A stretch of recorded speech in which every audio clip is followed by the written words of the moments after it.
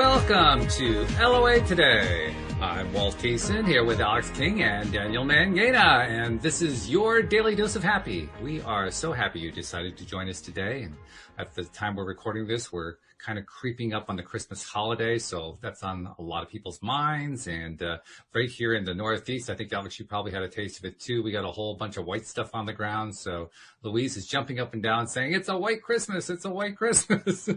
Mine will be gone by the end of this podcast. Oh, is that right? You didn't get all that much. Okay. Yeah, we got about a foot of it, so ours is probably going to be around. But yeah. But, you know, that's okay. Hey, it's getting excited by what really is going on in your life and finding the ways to be excited about it. And let me tell you, nobody's better at that than Louise. I mean, really, literally, her goal for later on this evening after dinner is for her and me to go outside and start skipping down the walk.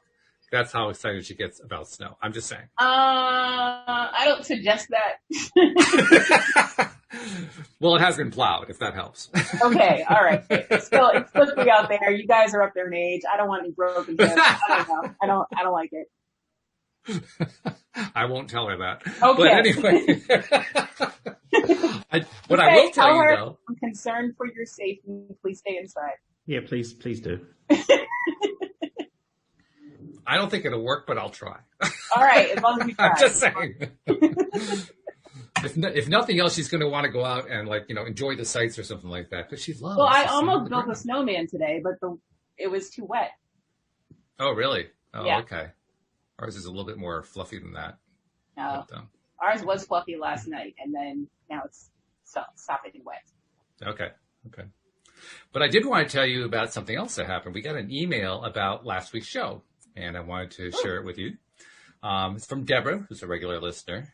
And she says, another hilarious show. Thank you. Though I have a quibble with Dan, he says, I think he disproved his own theory because Stefan's affirmations did in fact work as he manifested Dan's very generous gift. Who's this? Stefan was the one who you gave the gift of your course to because he was having trouble manifesting what he wanted to manifest. Oh, no, but then he completely sabotaged himself and made it completely impossible for me to give it to him.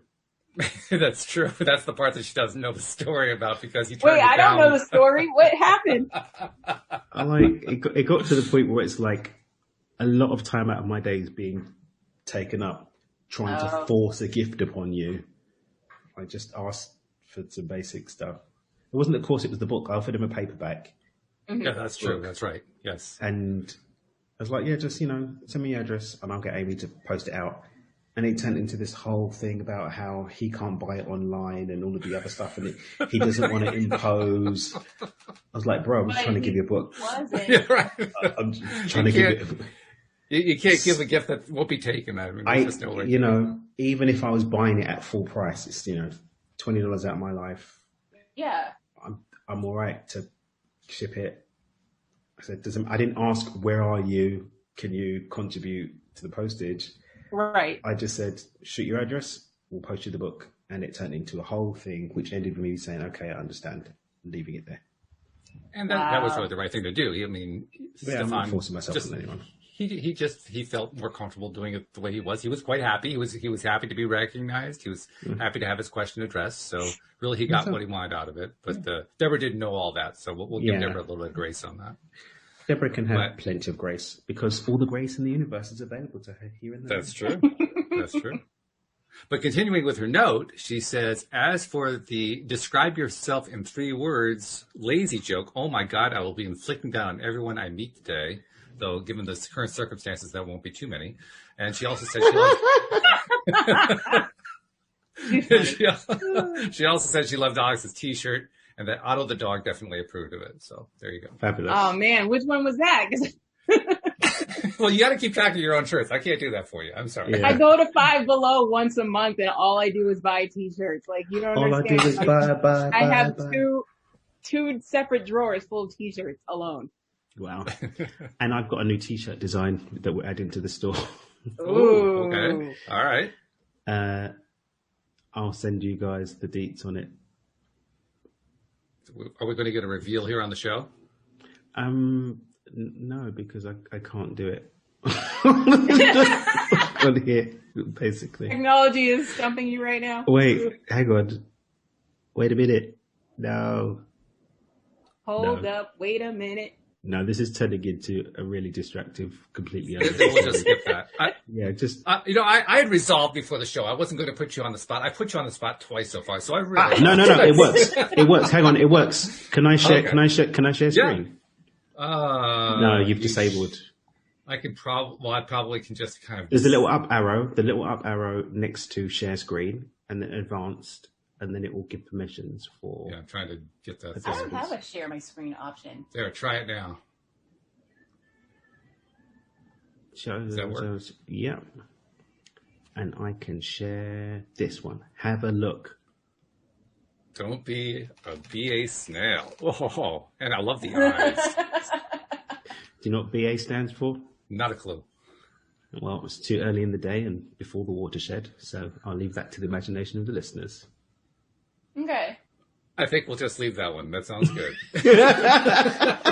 Before I get myself in trouble yet again. But that's for the reality trend surface in the back. They'll get it. Okay. They'll get it. I'm glad somebody's going to get it. And even if it's not me, that's okay. I can live with it went totally over my head, but that's okay. Because in his book, Tufti, the priestess, Vadim basically keeps describing people that don't create their own reality as snails. Mm-hmm. So the character in the book, Tufti the princess, is like, oh, you sniveling snail, you hide in your snail house and blah, blah, blah. So basically, someone that doesn't create their reality is a snail. So I then added to the International Reality Transurfing Lexicon, BA snail, BA being the profane versions of those little letters there. And here we okay. And so now it makes sense. I am really glad I didn't try to guess on that one. No, you wouldn't have been able to guess. You wouldn't have been able. I would have gotten into so much trouble in so many different ways. So we got those designed. So they're going to be going out to the world. Well, now that Kamini's done everything because she's a star, and we'll get those going out to the world today. Beautiful. Nice. All right. Very, very good. Mm-hmm. Well, I've got a couple of little topics to bring up today, and one of them, I have to admit, is a little selfish because I think you guys know, and some of our listeners now know that I'm thinking about creating a second sort of a little mini career as a public speaker, and so I'm working on my talk, my base talk that I'm going to be giving over and over and over again, and there are a couple of elements of that talk that I'm hoping you guys can help me with. First and foremost is one that I know you guys can help me with because we've talked before about how both of you are on the autism spectrum. And I want to kind of bring that out a little bit in the talk just for like one line worth. But I was hoping you guys could kind of fill in some gaps for me a little bit because I'm bringing it in the context of the ARAS, or the Ascending Reticular Activating System. It's the part of the brain that does the filtering. And one of the things I understand about the autism spectrum is that when you have some degree of autism, your filtering is in some way reduced compared to the, quote, normal person. And so I thought you guys could just give me some ideas. What's that like? I mean, I know it's hard to compare because you know what your experience is, and that's pretty much it. But right, what's it like when you're overwhelmed by data? What does that feel like to you guys? I have meltdowns. But the type of data, down. But the type of thing that overwhelms me, like, so for example, having a completely new human, absolutely fine. I've got my structures in place. I've got my systems. I've got appropriate support ready. Have some experience. Cool. A plane being delayed, or like a train and needing to be somewhere on time, that I'll have a complete and utter freak out. Or going to the store and something that I've got to have on my list isn't there that used to be there. I remember the first time that these little sausages I like, and they didn't have them in the freezer at Costco. And the first day that I went there and they weren't there, I went to every freezer looking for it. Where are they? Nearly had a complete freak out in the middle of Costco. Mm-hmm. Wow. Okay. Yeah, change does not bode well with me anyway. No change. So you count on the pattern then. The pattern helps you maintain stability. Structure and rules and things that should be in place at all times. How does it manifest for you, Alex? I mean, what do you experience when you're feeling some overload? I have meltdowns and I shut down completely. I go nonverbal on sometimes. Sometimes I can handle it. Sometimes, most of the time, not. And I'll shut down for the entire day. Is it like certain triggers, or is it just random, or how does it work? For me, the ones that bother me the most is sound. I get overwhelmed with too many sounds or too much sound. Okay. Like if too many people are talking in the same room. Oh, yeah. I can't handle it. Or like if something's too loud, it's overwhelming. Or loud, sudden sounds. Those are awful.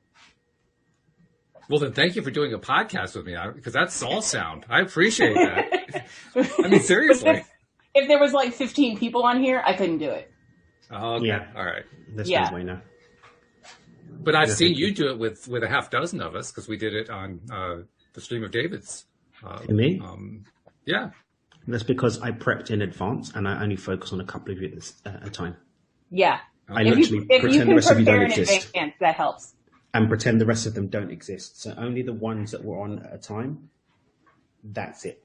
And I also have my stimming, tapping of my leg. Helps a lot. I rub my knees. Yes. So Olga gets sometimes really frustrated. You might even see that my mic wobbles sometimes. It's because I'm stimming. Okay. All right. Very interesting. Mm-hmm. And interesting We're how an interesting you developed. folk. Well, you are. Well, you are interesting anyway. I mean, not least of which because of your humor, and I love that part, and because of your knowledge, and I love that part. But this is interesting. You're giving me input that I would not normally have had. So thank you very much. I appreciate that. Second thing I wanted to ask about was your take on, and this is probably the broader topic for the day. When people talk about law of attraction and conscious creation and all that kind of thing, trying to manifest stuff, most people think about it kind of in a vacuum. And we've talked about this in a lot of different ways, but sort of like, I'm going to put the thought out there and it'll just appear and I don't have to really do anything. I can sit on my couch. And I think we all pretty much agree, it's important to take action in there and to tie the action into what you're feeling about it and how you're thinking about it and make everything congruent. I guess what I was looking from you guys is just some more insights about how you individually, particularly, go about doing exactly that. Like, you want something to happen in your life. How do you go about deciding what action steps to take with it? Do you just wait to see what you're inspired by, or do you pre-plan it? Because, I mean, you just described how you'll often pre-plan stuff so that your autism isn't kind of kicked into gear unnecessarily. So I'm curious, what do you guys do? How do you handle stuff if you're trying to manifest something into your life? I speak it out loud and then I let it go. And then it just happens. So you're not worried about the action step? Not so much, because I know myself and I know I'm going to do something that's going to have to do with it later on, not so much in thought at that time. Okay, so you don't give any advanced thought to what the action is going to be. You just assume it's going to come and you'll know what it is when it's there. Yeah. Okay. Well, that's legitimate. That's a good way to do it. It's all legitimate. What do you do, Dan? I mean, what's your approach? Well, I tend not to obsess over what steps to take. For me, the surrender piece comes in and allowing what those steps are to be revealed as I go along. So I follow the breadcrumbs. I call it following the breadcrumbs. So I connect with my heart, connect with what I really want, set the intention from there, connect with what it's going to feel like, mentally rehearse the end result, and then follow the breadcrumbs that show up about the steps to take. And that's the surrender piece for me. Do you ever find yourself not doing a Walt, not noticing the breadcrumbs, not noticing when stuff shows up? And not noticing the breadcrumbs, freaking out and thinking that I have to do something, freaking out that the thing I did was the wrong thing and that I've done the wrong thing and everything's going to go to poop. All the human things. Mm-hmm. Overanalyzing. Oh, yeah. All the human things. Oh, yeah. Overanalyzing, my favorite piece. Mm-hmm. I do that all the time. That's the habit I'm trying to unlearn. So, yeah. Okay. Then let me ask you about how do I want to tie this in?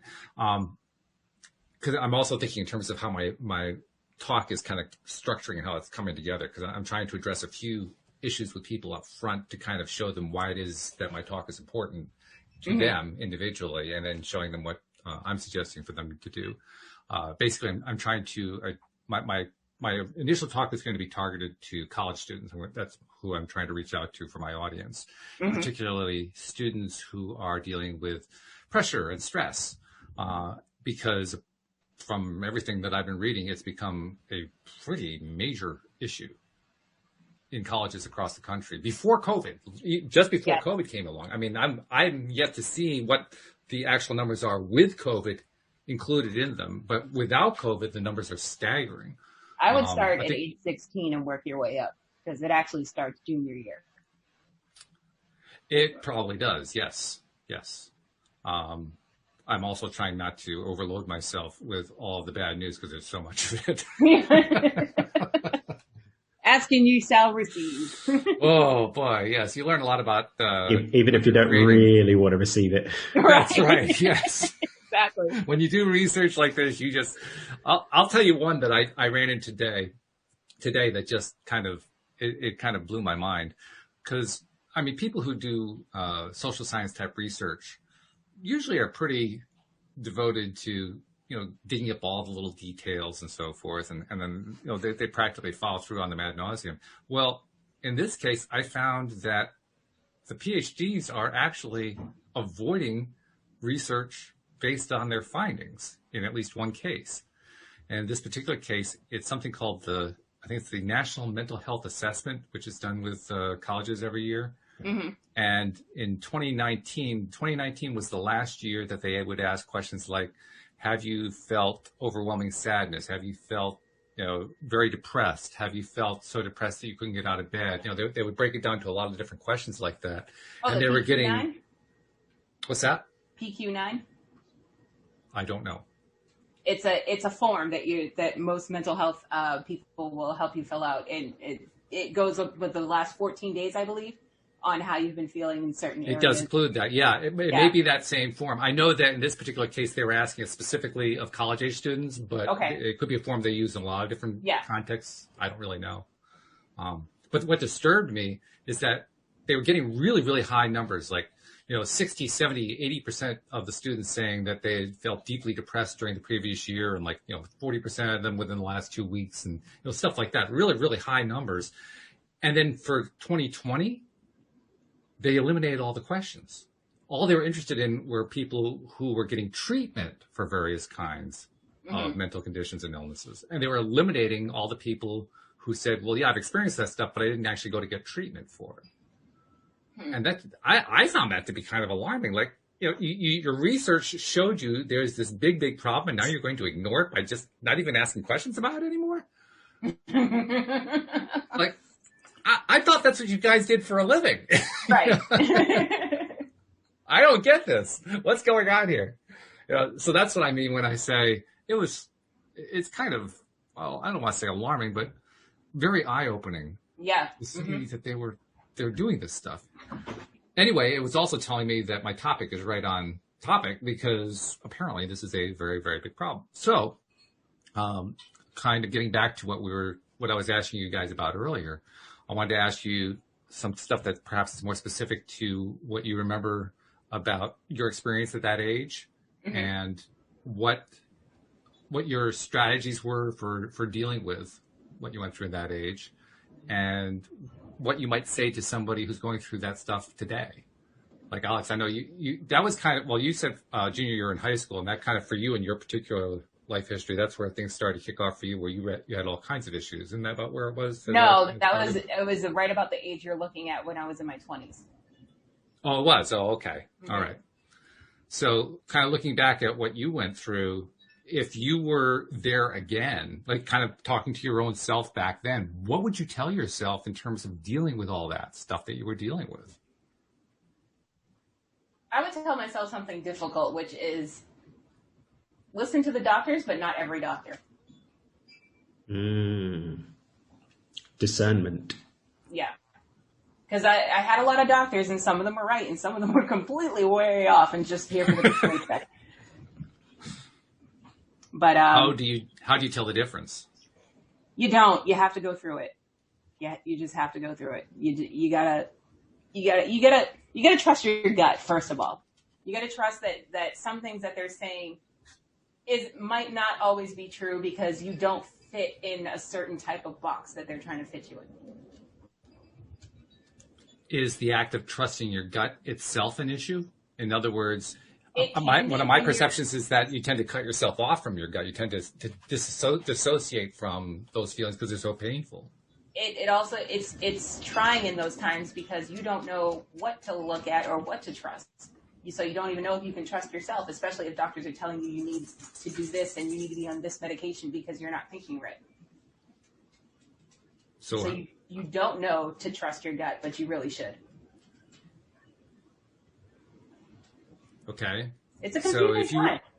If you were that 20-odd-year-old self getting that result, that information, how would you process that? Would you accept it? Me, I would. Because it would be me talking to myself. So I would. Well, like, you are. Yeah, that's what I asked. Yeah. She's already been there. She's already been through it. But at the same time, it's like you're at that age where like your parents are telling you the same thing because they've already been through it, but you don't want to listen to them because you're your own person. But I think it'd be different if I was actually physically talking to myself, and hey, ignore that guy there. Go with that person there. And yes, this is true. No, that's not true. But yeah, I totally think I'd listen to myself. Why would that be different if you were actually able to sit there talking to yourself? Because it's myself. Because you trust yourself. I've already experienced it. I've already been through it. So I know how I'm telling myself how it's going to work out. Okay. So how do I skip these steps and get there faster? Or do I need to go through this pain to figure it out? Okay. Yeah, that's good. That's fair. How about you, Daniel? If you were talking to yourself when you went through that age, that time period, and I don't know what kinds of pressures or stresses or whatever you went through at that time, but I think we all kind of experienced them one way or another. What would you say to yourself if you could have that conversation? Around what age again? Because I have to college age, roughly. I didn't really do college, though. I did like a year of college and went off to go and make a couple of £1 million instead. I didn't do college either. Okay. Well, did you go through, let's put it this way. Did you go through an experience of some kind that is similar to the college experience where there is a lot of pressure and a lot of stress, usually that you're putting on yourself and you're trying to handle that? I started an international corporation at the age of 19, so that's what I was doing at that time. Oh, no pressure. No pressure. I did a year of uni, then I went off to go start a business instead with some other guys. So I was busy planning on taking over the world. And then I lost everything at the age of 20 and then went off and was focused on rebuilding it again. So I was kind of preoccupied. I missed this part of life. I missed it. I didn't drink alcohol. I wasn't dating girls because I was still heavily autistic. Wasn't dating boys either, just in case that went into somebody's mind. Don't want to leave anybody out. just wasn't dating. I was just, kind of obsessed. That's what I was obsessed with: reading, studying, learning more about esoterics and mysticism, and making money. That was what my reality was at the time. I had quite an atypical college years life for me. But you made an interesting choice, though. You said that you went to university for a year and then you left. Why did you leave?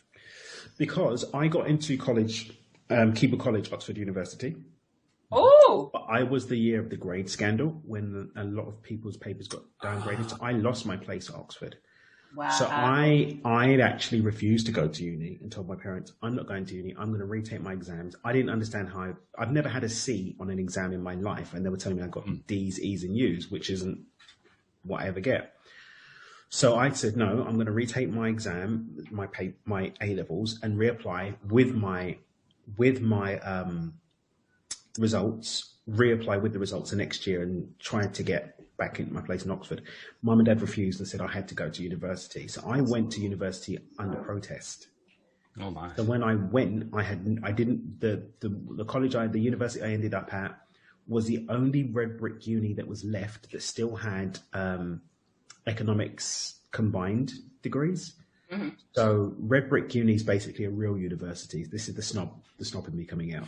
In the UK, you've got real universities, and then you've got colleges that got upgraded to universities. So they're not actual universities. So in the UK, if you hear someone talking about a Red Brick University, it was always a university, and normally they've got some age to them. So there was only one left that had places after clearing, which is when all the people that got their places that was left.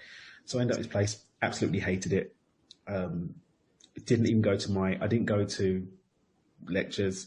I think I failed half my exams, not even showing up for. I think one I didn't even show up for. I said, screw this, I'm going to go do something else instead. So I took a gap year that's been going off for the last 16 years, 17 years. It's a big gap. I took a 17 year long gap year. And yeah, that's what happened. Were you feeling pressure by your parents? No, I was feeling African by my parents. There was no pressure. Yes! It was it's like, I find it hilarious when kids are like, yeah, I hate like negotiating. Like when Olga negotiates with Ariella, I'm like, you're allowed to do that? Like, I didn't. She's still alive? Like, what's happening here? It's like, you said. So apparently the word pressure isn't really the appropriate word, is what we're saying. No, it's just life. It's life. Yeah, it is what it is, man. It's life. It's like, no, you're going to go, okay, Mum, okay, Dad. Okay, I guess that's what's happening. I guess there was no programming in my system that said that there was a response other than, yes, ma'am, yes, Dad. Like, everything else is just automatic death sentence. Do you want to live? Yes. Then you just agree. Okay, this is what happened. Do you want to go to university now, or do you want to just die? Like, what do you want? What works for you? Life is good, so I guess I'll see you in university. So, but that does raise an interesting question, because I mean, like you just described, it was a life or death option that were given to you, and you went with the life option, and then once you had taken the life option, you basically kind of surreptitiously did the death option by leaving the university. Well, I lied and said I was taking the gap year. I mean, basically, I lied.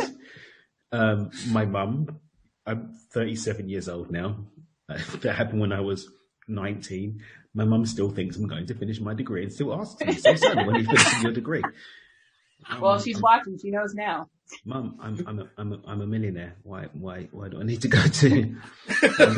I don't understand. I don't get it. The accolades, man. The accolades. I don't get it.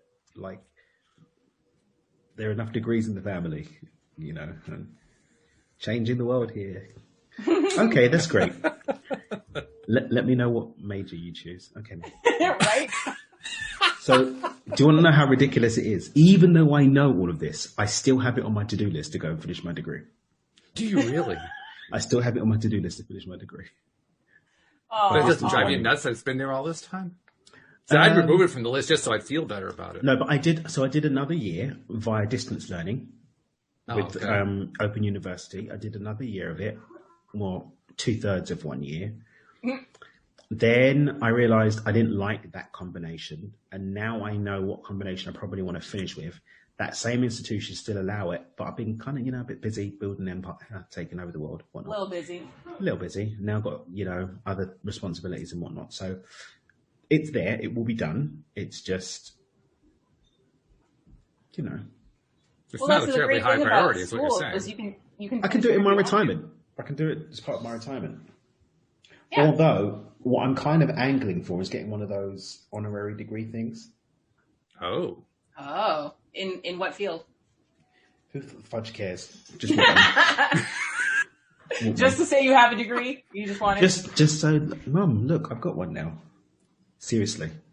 No, I believe as long as my mum and dad are still alive, that will remain on my to-do list. I'll consider its place in my life, so long as my life is still my own. And as long as my parents are alive. Oh, man. Yeah. Create your reality, but listen to your mum. You just blew a gigantic hole in my research, but I love it. I just love it. It's like, yeah, it's just not really. There's no. Well, actually, I mean, I'm making a joke about that, but actually it's pretty cool, because what you're really talking about is you didn't let the strictures of your life growing up determine what you're going to do as an adult, which is for a lot of people, that's daring. Mm. How'd you do that? Where'd you get the gumption to do that?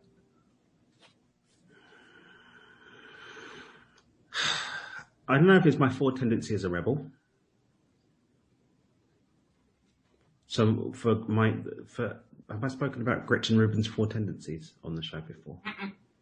It sounds familiar, but it's been a while. Well, Gretchen Rubin's a New York author and researcher that talks about habits, and she created this formula or this paradigm or whatever called the 4 tendencies. It says basically how we deal with expectation fits us into one of 4 groups. You're a rebel like me, which resists inner and external expectations.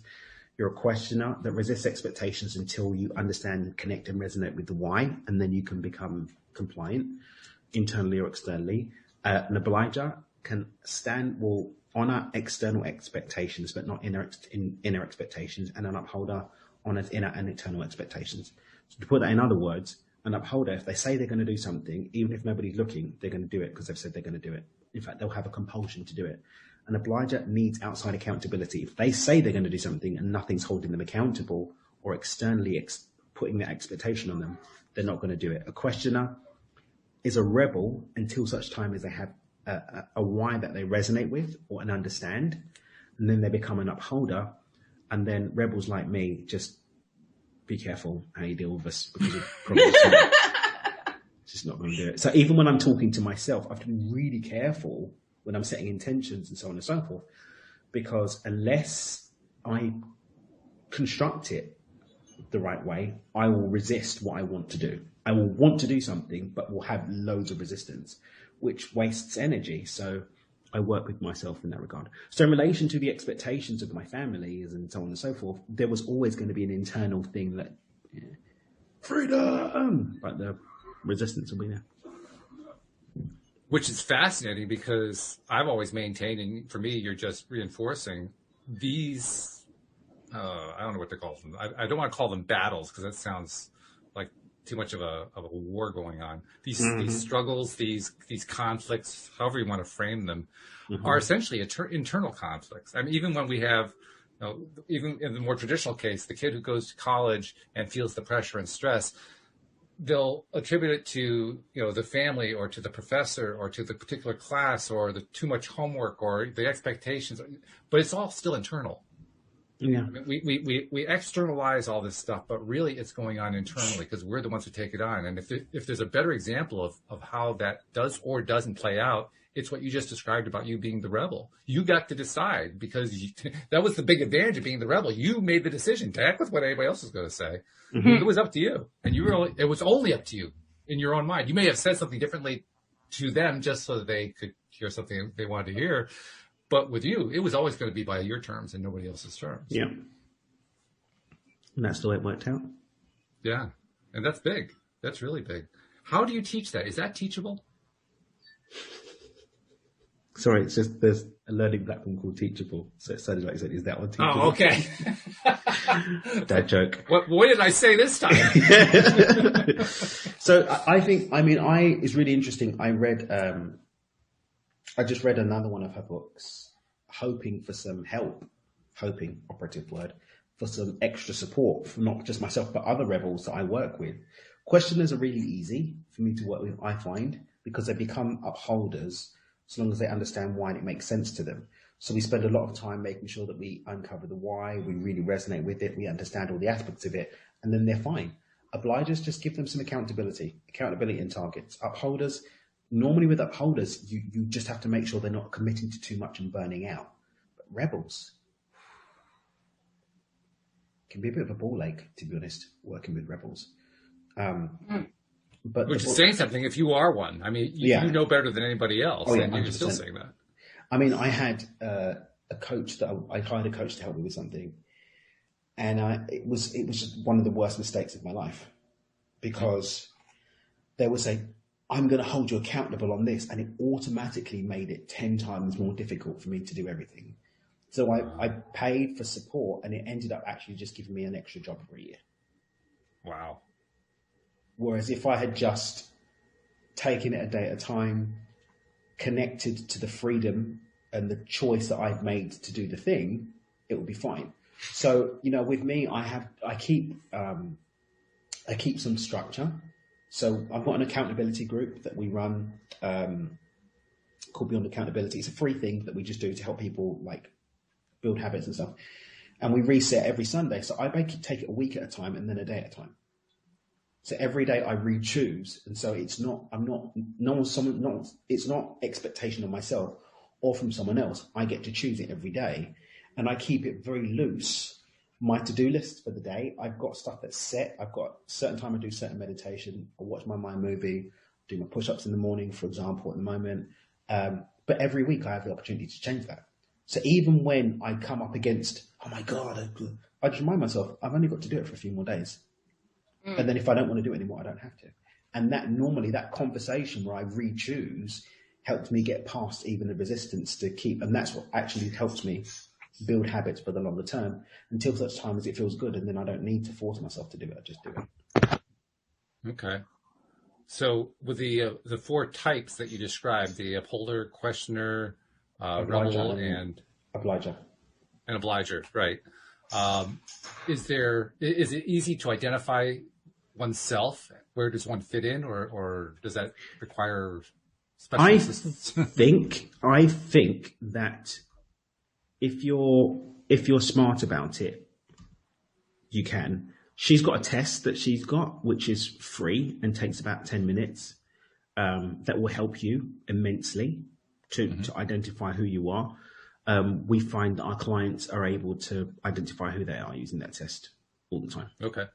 All right. And then go from there. And like I said, there's a lot of support for some of the others, but I personally have found that for rebels, we have a bit harder of a time, I think. I would think so. We have a bit harder of a time. Mm-hmm. Do you have a strategy that you take knowing yourself, or is it different with every person? I think it's going to be different for every person. The reason why I say that is because part of being the rebel is you do have this sort of unique energy about you, which, it's a bit pretentious in some respects, but it is supportive to just sort of work with that and go from there. It is really supportive, I find. Okay. Very interesting. Part of it's pretentious, part of it's, there's a pretentious aspect to it. Oh, I'm a rebel, I didn't want to do it that way. I'm going to do it my own way. I'm an individual. But if it's real for you, it's real for you. So roll with it. That's what I say. I think this kind of fits into the overall description of know yourself. Mm-hmm. If you know yourself, first of all, it's easier to love yourself. Second of all, it's easier to feed yourself spiritually what you need to feed yourself, as well as physically what you need to feed yourself physically. And when you combine all that together, what you're really doing is building yourself up to be the person you most want to be. So I think that all fits together really nicely. Now, this does bring in one other side topic that I want to kind of tie into and see what you guys have to say about it. I already know what I'm going to say about it in my talk and in my writing, but I'm trying to fill in some gaps, so to speak. So I want to distinguish between true self-love and, well, the way it's generically being described today, narcissism. that fake version of it. So I just want to get what your take is. What do you see the differences between narcissism and true self-love? That's a tough one. That's why I'm asking. You guys you're the easy ones to ask because you are so good at handling the tough ones. So that's why I'm asking you. I guess. I mean, I feel like it can be a thin line. But it's all about your perspective. I don't think you need to rely on other people's perspective when you decide what is for you and what is for other people. I think that's the difference. Okay. Like Daniel, how much self-love are you taking a bath and drinking a glass of wine for you, or are you doing it for other people?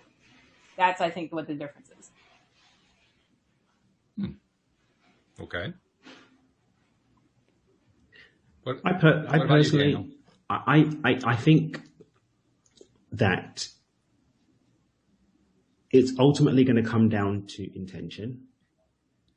And one of the things I found to be really powerful in releasing the obsession with blaming other people, getting caught up in other people's stuff, is that a narcissist is very rarely going to know that they're a narcissist, and even rarer that they're going to admit they're a narcissist. Facts. So rather than even getting caught up in any of that, I follow the golden rule of transurfing, do me, and do my best to not show up as a narcissist. Keep people around me who hold me accountable and away from the narcissism stuff. And if someone else exhibits behavior that I associate with that, I just make the choice about whether I want them in my life or not. That's good. I like that. I'll give you an idea of the way I've been framing it. I've been thinking about it in terms of, is a narcissist truly somebody who loves himself? Probably. We kind of assume that he does. I mean, the standard tale is a story of Narcissus who saw his own reflection in a pool and fell in love with it and then fell into the pond and drowned, which I think is a rather odd tale. But nevertheless, that's what the tale is. And it occurred to me, did he really love himself? He loved his reflection. Mm-hmm. But I don't really think he loved himself any. And I've noticed that with narcissists.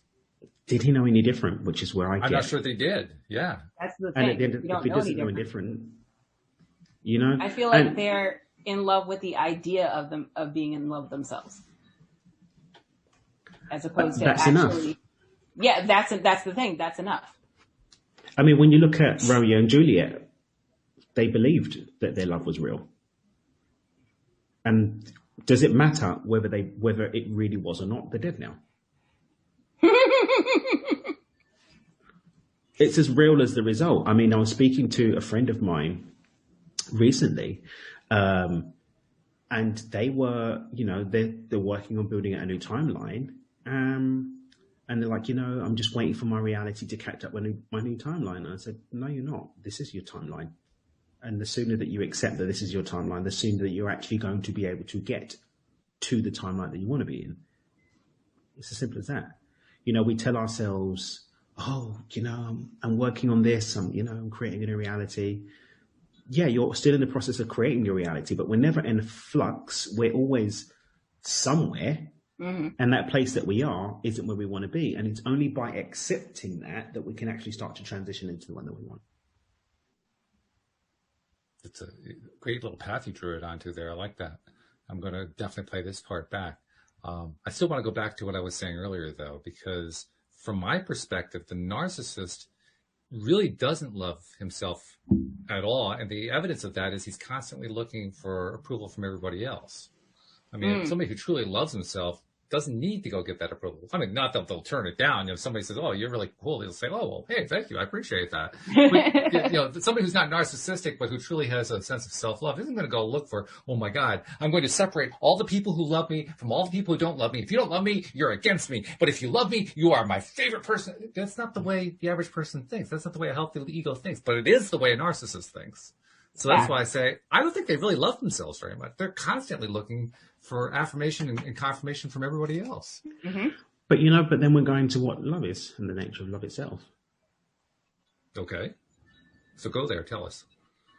Well, it really, again, it's going to come down to our relationship to a 4-letter word. And can two people definitely have a true...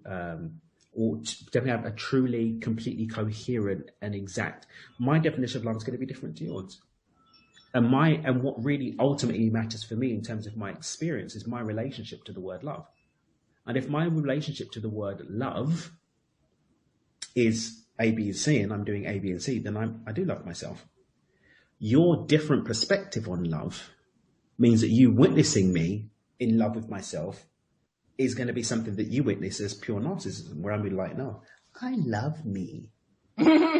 So what really matters? Does it matter what we think of other people or what we think of ourselves? I would say both of them, especially when what we think of ourselves impacts other people. I guess from my perspective, the people that I have seen to be narcissists, because they are constantly looking for the outside confirmation, to me that's just demonstrating they aren't really feeling anything internally. And that's your definition of that. It's not just my definition, it's my perspective, it's my observation. Perspective, but them inside the situation could be having a completely different experience. Possibly. I can't rule that out. I actually agree with you in terms of my definition of what, true love doesn't, a truly rich man ladens down not his pockets with gold. I don't have to, if I have love, I don't have to go and validation. That for me is a clear sign that someone needs to send more love to themselves. Right. In that situation, in the observing of that, depending on the relationship, I'll either offer the opportunity for people to see a different way to do things, offer support to those that are actively seeking for a different way to do things. But ultimately, I will not allow their journey to impact mine by getting so caught up and invested in it and what it means and what they're doing that it starts to pull away from my joy. That's where I say, do me and allow other people to do them. And I agree with you. Yeah. I think that's absolutely a very good way of describing it. I just said absolutely, and then I kind of hedged as soon as I remembered what your words were. That's your perspective. Exactly. It is my perspective. There's no doubt about that. But that's a great point, though, and you've given me some good meat to kind of chew on as I'm filling in gaps in what I'm putting together for my talk, because I want to really emphasize how important perspective is, and I'd kind of forgotten that when I was structuring the outline up to this point. So thank you. That's a really good insight. I mean, I love the other stuff you've been giving me too, both of you, but that one in particular, that's like, yeah, that's what I need to get in there. That's really big. That's huge. All right. Well, thank you. I mean, you guys have been giving me some good stuff here. I appreciate that. That's nice. Really good. Glad. Yeah. I mean, this is a really interesting exercise I'm going through because, I just thought in terms of, public speaking, that's pretty close to doing a podcast. I could do that. And I've been hearing people have, successful careers and all that. And I figured that might be a fun way to, add some income and meet more people and maybe find more listeners and so forth. I never thought about it in terms of, I really need to put together a damn hot topic and I need to make the speech really kill it. And so I better go do my research. I didn't think about it that way. And so now I'm actually diving in and doing it. It's like, oh my God, I got a lot of research to do here. I know this topic a lot less than I thought I did. Yeah, it's totally different from being on a podcast and getting other people's opinions, because when you're a public speaker, it's just you. It's just you. That's right. Yeah. Yeah. And in fact, this is kind of an example of me going out of what they call the comfort zone, what I call the familiar zone, because I've said repeatedly, I like doing podcasts with somebody else. I like doing it with people like you, especially people who make me think, because it's so much more interesting. It's so much more fun. Mm-hmm. Whereas there have been times where I've done podcast episodes by myself. And, oh God, it's exhausting. Is the hour over yet? Yeah, right. Well, that was only 10 minutes, really? I have given speeches before, and I do know that when you're speaking to an audience, it's not the same feeling at all, because you feel that audience, Yeah. So it's not like you're talking to a camera or to a microphone. When you're talking to a camera and a microphone, you desperately wish that the microphone would say something, just to break up the monotony a little bit. But you don't have the same experience when you're talking to an audience.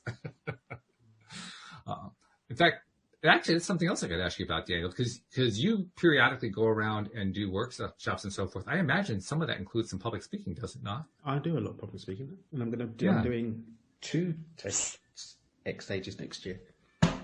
It's a very, very, very different. I remember the first time I spoke on stage as a keynote, like as a talk. Ooh. And it's like, that was really great, but you were teaching and not speaking. Oh. And they do differentiate. Yeah. There's a difference between the two. And normally when I'm doing workshops and stuff, I'm teaching. There's a difference between that and how you're constructing the content, how you're delivering, than when you're doing a talk or when you're doing a workshop. Yeah, because a keynote is supposed to be a talk of inspiration with some entertainment built in. Sometimes it's a talk of information, but even the information, like this is the thing, that the one where I was told I was teaching and not speaking, I was actually giving actual content. I was actually asked to speak about choice. But the delivery is always, very different. I remember I was on my way to see some friends of mine were doing an event for real estate, a few hundred real estate agents in New York. And on the way there, I found out that the keynote speaker had pulled out, and they asked me if I could do the keynote that day. Wow. 90 minutes later, I was on stage in front of hundreds of people doing a keynote on how disruption is going to affect the real estate industry. Wow. Well, at least you had a topic that you could draw on intimately that day, because your day was disrupted to do a keynote. Facts. So, and that formed, if my memory serves me correctly, that even formed part. That was part of the story that I used in order to speak that day. But yeah, when I'm teaching, it's like, right, let's get into it. And I could see how teaching, that would be like right in your wheelhouse. That would be like a natural for you. You just do that easily. And speaking now also, so the story, show how the story connects to the audience and gives them the opportunity to go with you on a journey to learning. It's just a different way. And the whole thing of writing my TED Talks has been really, really, because you've only got a set amount of time. Right. Mm-hmm. The TED Talks are like, what, 10 minutes or something like that? Up to 17, depending on the thing, but like up to 17. But you have to. The way that you get on the stage is by offering a big idea. I'm talking about human potential and the power of choice, right? But then you have to take that big thing, distill it down to 17 minutes, right, and frame it in a way that people are actually going to be interested. Yeah. Wow, that's a tall order. So do you enjoy the speaking? I mean, we haven't really talked about that aspect of what you do with your life. And we've talked about your coaching. We've talked about your groups, your Facebook, and all that kind of stuff.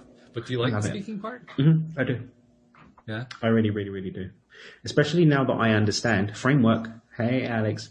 Now that I've got viable frameworks for how to structure and deliver, my coach Trish is amazing. She's really, really amazing. The way that we pulled apart all of my work, got distilled down to a couple of really core central ideas, and then it's easy from there to share stories that convey that idea to people and invite them to see if that fits with them too.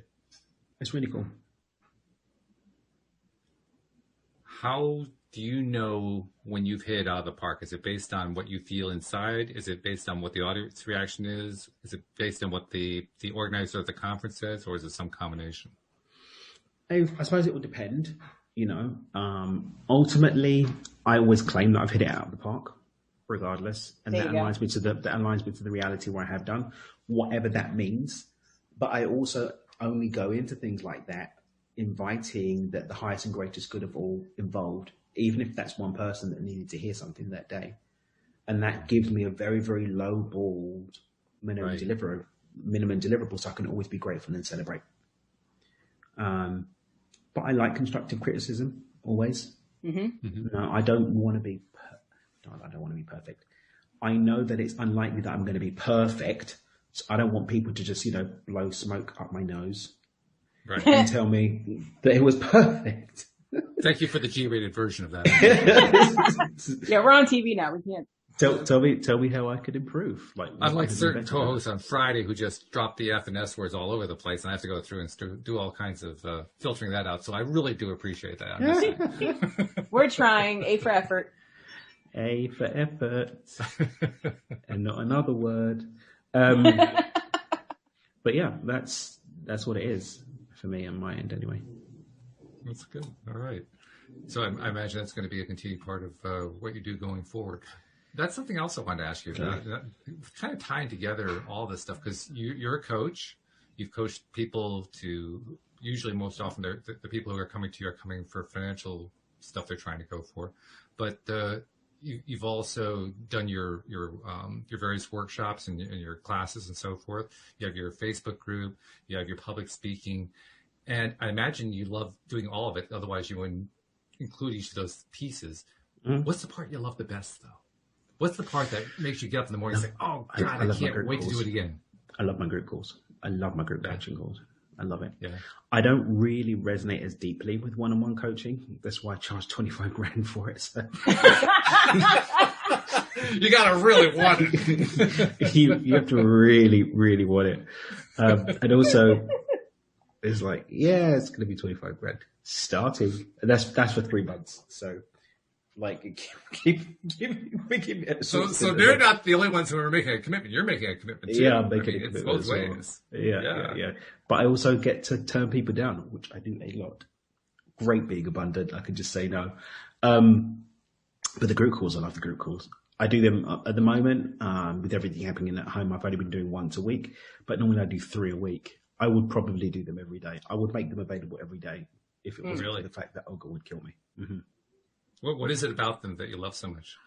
It just the energy and the vibe on the group calls is just really, really palpable. People come and they cry. People come and they laugh. They come and they share. They come with their challenges. But they're really, really, to see the impact that it has on people's lives is amazing. It's amazing.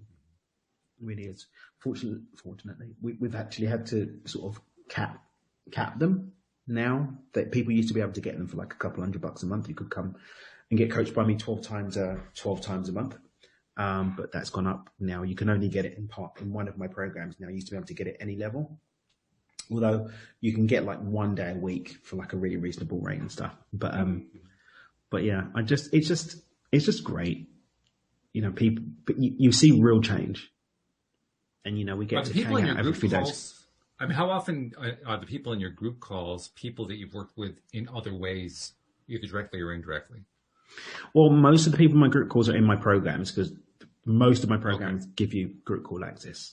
Right? Okay. Not most, actually. That's not quite the truth anymore. Now only 2 of them give you automatic group call access. The truth comes out. All right. It used to be more.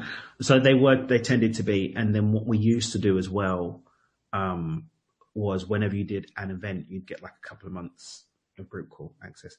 Now we're going to just be doing 30 days for certain of the events, or if you get like a certain ticket for an event, you get that. My VIP days as well, people get like 30 days of group calls, but there's like a dozen, like it's 12 opportunities for you to come and get support like 3 times a week. So that's fabulous.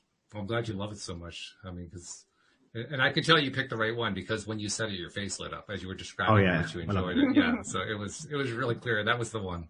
When I'm feeling down, I know that a group call is going to perk me back up.